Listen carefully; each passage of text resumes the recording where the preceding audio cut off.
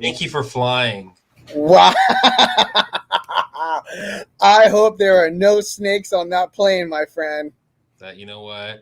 We appreciate you flying with us from our journey. We started this, I don't know, a year and a half ago, a year ago, and the market has changed. It's gone up, it's gone down, but it's a journey, and we appreciate you being here for that journey. But you know what? We've this is not our first flight. We've been flying this journey for a long time now, Vinny. I think me and you met what 12 years ago, maybe. Is it? I hope it's not longer than that, is it? I believe it was like 40 years ago. Oh God. It was. Was it before the recession? It was, wasn't it? Mm, 22, 1922. Oh God. Wow, this is terrible. Um, anyways, if things fall down and you lose breathing, remember to use your own oxygen mask first before helping others. You know what? Because you're able to stay with all these fantastic jokes, you know what we're going to do?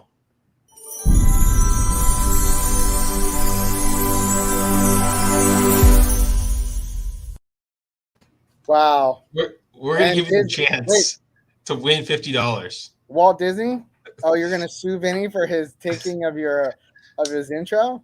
Oh, thank you. How much did the most expensive single family home sell in San Diego County so far this year? Actually, La Mesa, not San Diego County. That's a misprint. But in the zip code 91941 91942. All right, so that's La Mesa area. If you can guess, right, you can be off by $10,000. You can win your chance win this right there. So 1.6 million. that's your guess? Okay, well, let's see. I mean, I know I'm getting some buzzes. First one to get the closest, or the first one to get that There's proximity some of it. really nice homes in La Mesa. People underestimate La Mesa.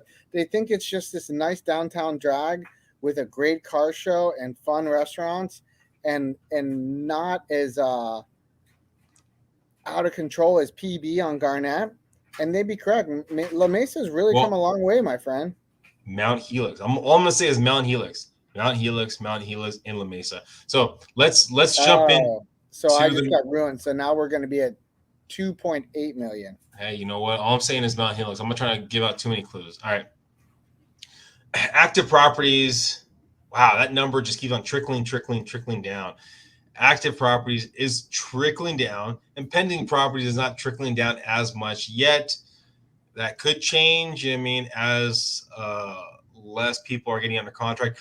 I am, and this is just basic, strictly off of gut, nothing else, strictly off of gut. I do feel that it's slowing down a tad bit. Yes, we're getting less inventory on the market, but also how aggressive people are getting on putting offers out there, and fighting for their offer to be the highest. There is the outliers, yet I do feel we are feeling that slowdown of the market. So even though the pending number hasn't dropped down as drastically, and active properties has dropped down fairly drastically compared to where we were about 2 weeks ago, I do feel that it's somewhat cooling down. So that's just my feedback, my idea and everything. But just look at the numbers, yeah, across the board, pendings have gone trickle down a tad bit, but actives actually dropped down more. How are rates?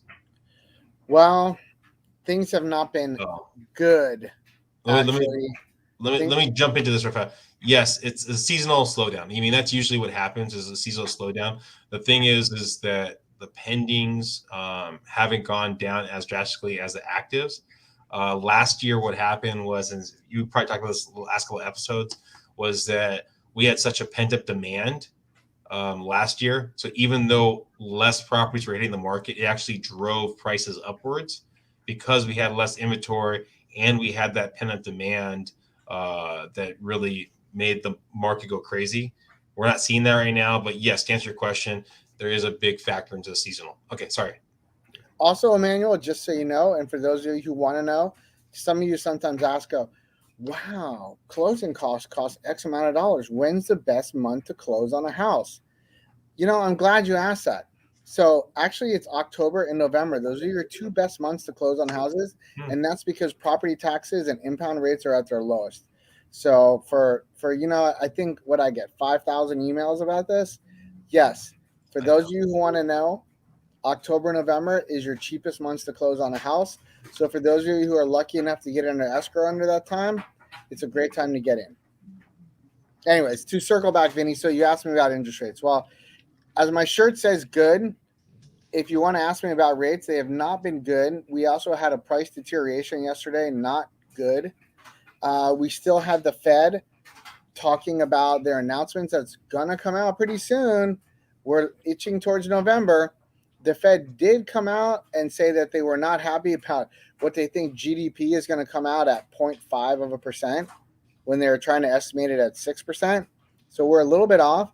If we do drop into a negative territory for GDP, for those of you who don't know, that's gross domestic product, and you have 2 quarters of negative GDP, that is technically a recession. I'm hoping we don't get that, but if they're forecasting 0.5% for gross domestic product increase, that's toying very close with a fine line of going negative, my friend. So the bond market doesn't like that. Interest rates don't like that. And they also don't like all the talk about Fed easing its tapering program and tapering down. So overall, what does that mean for you guys? It means, the days of everything in the mid 2s and 2.75 and all that stuff, for most people, that is gone.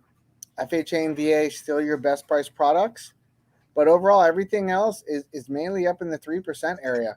And you got a range now. I mean, you could go nice and go 2.99 to 3.25. That's pretty much your new norm on a majority of loans. And still phenomenal. Still really good, Vinny. The one interesting part that's kind of been a little bit more stable has been your jumbo market. So for those of you out there that got 740 FICOs, 20% down, buying a single family residence, you can still get all-time low jumbo rate products. Just talk to your lender and look at the difference and have them do a break-even point analysis versus getting the rate at par with no points versus paying a little points and break even, because this is a time where if rates start moving up, which they are, and all of a sudden the new norm's 3.5, which could be very likely, actually, it's worth your weight in gold to buy in long term. And to Emmanuel threw in a little comment here, not for sellers, right? The market. I think he's talking about the market slowing down or the market not as good or something off of that. Something to really factor in. I mean, we've seen the numbers list of sold and how that's been trickling downwards. People are overestimating the market. So we are starting to see more and more properties sitting, right? Because and buyer's remorse. So yes, it's still getting good for sellers out there. Yet I'd be very hesitant to see how long it lasts for, especially if you're hearing David that rates might trickle up a tad bit, right? There's going to be somewhat of a cap of how far we can push the market. At least there's probably going to be some kind of lull to the market. Now, there's going to the other side of the spectrum, right, where people are saying, oh, we're going to get massive amount of foreclosures. Oh, I'm definitely not betting on that one. So we have currently active foreclosures 1,037 in San Diego County, but new ones filed this month, only 87. So wait a minute. Let's do the math, Vinny. How many? Let's take a look, because me and you've been talking about this. How many new listings did you say we had for the month? What was the average on the market? We have right now 2,368 active properties in the market. Not new, just active. Okay, so that means foreclosures, that percentage of the market. So, I mean that. So keep waiting for that typhoon to hit, my friend. Yeah. So again, the lender is still trying to figure out exactly how to do it. Bad publicity, things like that. So we'll see. I mean, what happens after the holidays? How this all kind of plays out? It's going to be time. It's not going to happen instantly unless something drastic happens to something out of our control. Or Santa brings a bunch of foreclosures for people for Christmas, which I hope is not true. Yeah. Well, we'll probably get coal in your stocking. Anyways, guys, I got that before, my friend. I cried for days. That was a terrible day. We hit our 10-minute mark. We appreciate you being here. Thank you, guys. Please subscribe. Please share. And always remember. Don't wait. You're going to say